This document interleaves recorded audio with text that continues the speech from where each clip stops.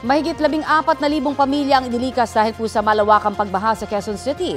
Kabilang sa labis na napuruhan ang bahagi po ng E. Rodriguez Senior Avenue na umabot sa lampas tao ang baha.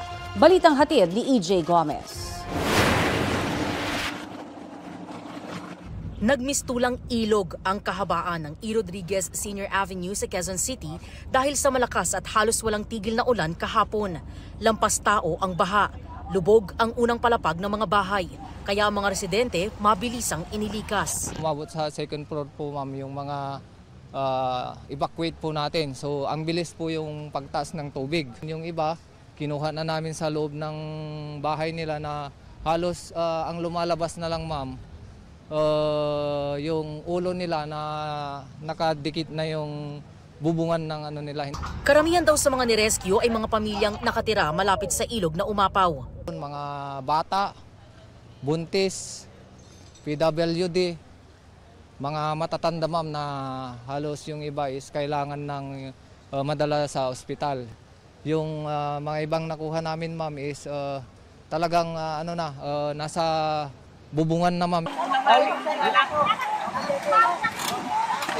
Ang sanggolngang ito, binalutan ng plastik at isinasakay sa rescue boat habang umuulan. Di raw alam ng mga apektadong residente kung papaano sila makakabangon mula sa epekto ng bagyo. Ang tindahan ng damit na pinagtatrabahuan ni Jamil di nakaligtas sa baha. Sobrang nakakalungkot kasi tingnan dami na hindi na mabibinta, may na-reject na yan. Mahirap kasi sobrang nakakapagod kasi yung takot at saka trauma ang naramdaman namin. Nalubog din sa baha ang kahabaan ng Araneta Avenue kahapon. 1:30 ng madaling araw ito ang eksena dito sa kahabaan ng Araneta Avenue. Sa bandang iyon, ang tubig baha nasa lagpas tuhod pa. Dito naman sa aking gilid, itong taxi na ito ay nakaparada lang daw sa gilid ng kalsada.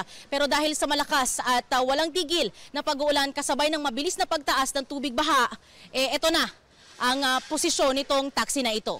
Trauma rin daw ang inabot ng 65 anyos na si Tatay Amado. Tay, kumusta po kayo dito nung baha?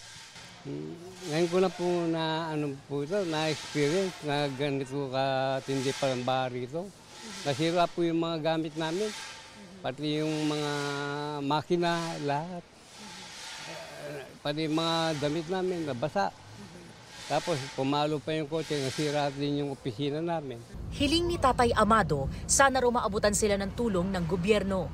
Sa tala ng lokal na pamahalaan, umabot sa mahigit 14,000 na pamilya o mahigit 50,000 na individual ang kinailangang ilikas sa kasagsagan ng bagyong Karina. EJ Gomez, nagbabalita para sa GMA Integrated News. Kapuso, para sa mga maiinit na balita, mag-subscribe sa GMA Integrated News sa YouTube. Sa mga kapuso naman abroad, subaybayan nyo kami sa GMA Pinoy TV at sa www.gmanews.tv.